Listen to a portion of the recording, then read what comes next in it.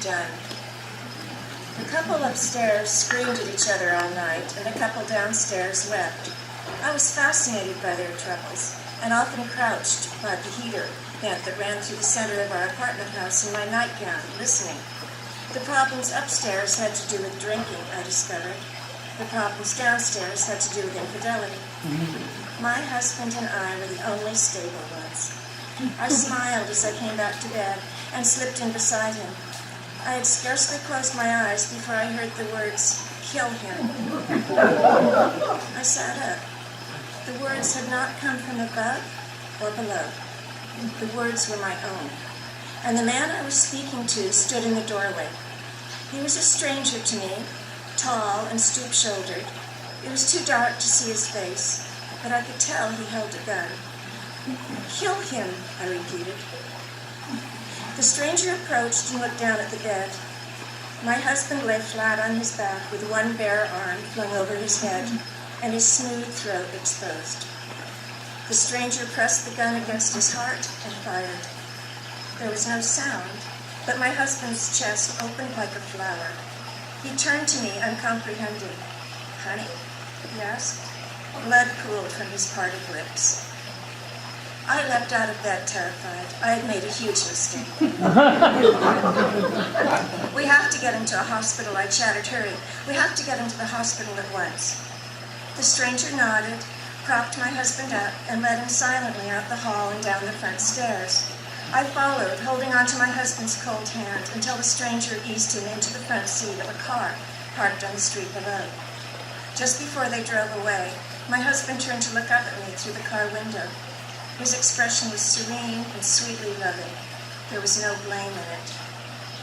I exhaled, deeply relieved. My husband would live. No harm had been done. I had not killed him. And then I saw that the car was not going to the hospital. It was going in the opposite direction of the hospital. This stranger was not going to save my husband.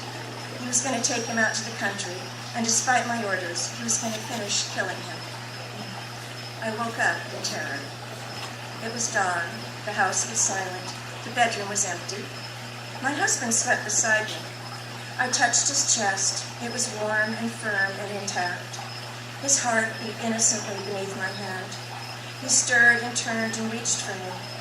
I settled back beside him, but I kept my eyes open, and as soon as it was light, I slipped out of bed and went into the kitchen and cooked his favorite breakfast and brought it back to him on a tray.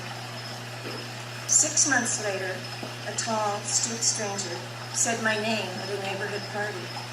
He stood in a doorway with the light behind him, and when I turned, he touched my face. We began an affair, and after a year of terrible lies, I divorced my husband.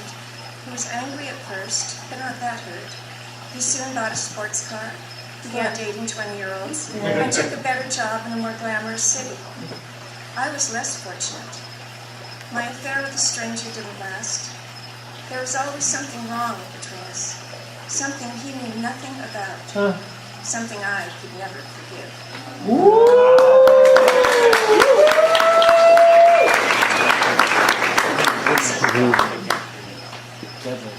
Tender bones. My dad, excuse me, I'm going to start over. Tender bones. My dad, the babysitter begins as I drive her home. My real dad, he's having a hard time right now. Her voice trails away and I nod, concerned. Her father is a once famous rock musician who has been in and out of rehab for years. Remember I told you how he's always getting hurt? Once a fan hugged him too hard and broke all his ribs. Then last night, at this club in L.A., he fell off the stage. He sprained both wrists so he can't play, and he twisted his ankles so he can't even walk. He doesn't have any money, and the cops are keeping his car. How'd the cops get into this, I start to ask. But the babysitter continues. And his girlfriend, she went back to Vegas. He's all alone. Again, my mouth opens. Surely the man has friends, people to help him. He's got tender bones, the babysitter says. He can't cope. I'm all he has. So, she draws the word out, I'm leaving school. I'm going to L.A. tonight to take care of him. I start to protest. You're 14 years old. But again, she stops me. You know how it is when you see someone make bad decisions? You can't just watch them go down. No, you can't, I think. So when she asks to be dropped off at the bus station, I shake my head and drive her straight through the unlit streets to her aunt's small house instead. The babysitter won't look at me as she gets out of the car. Then she touches my arm. I hope your life gets better, she says. I watch her shoulder her heavy backpack, knowing as I drive away that she has already turned and is trudging back toward the bus in the dark. Oh my goodness.